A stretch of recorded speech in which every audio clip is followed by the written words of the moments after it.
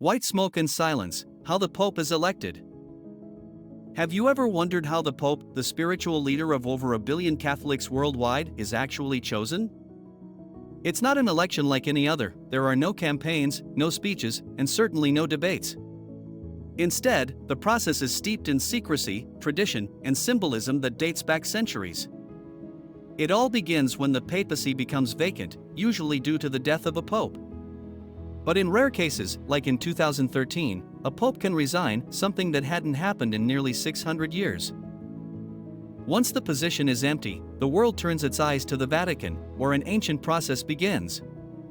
The key players are the cardinals of the Catholic Church. Specifically, only those under the age of 80 are allowed to vote.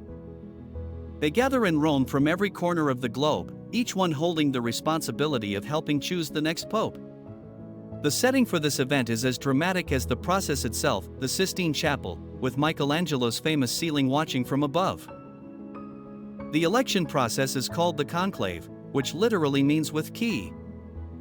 And it's fitting, because once the cardinals enter the chapel, the doors are locked, no one comes in, no one goes out.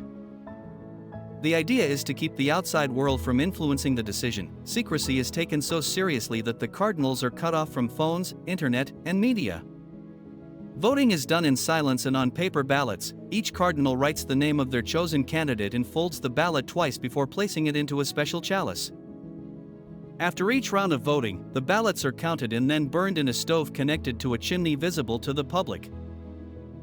Here's where it gets interesting. If no candidate receives a 2/3 majority, a special chemical is added to the burning paper to produce black smoke. Black smoke means no pope has been chosen, but if a cardinal finally receives enough votes, the ballots are burned without chemicals, producing white smoke. That white smoke is the moment the world has been waiting for. It's the signal that a new pope has been elected.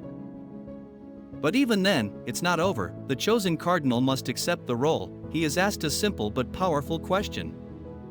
Do you accept your canonical election as Supreme Pontiff? If he says yes, he then chooses a new papal name, usually inspired by a previous pope or a saint he admires. Finally, the new pope dons white papal garments and appears on the balcony of St. Peter's Basilica. There, the world hears the traditional announcement, Habemus Papam, we have a pope.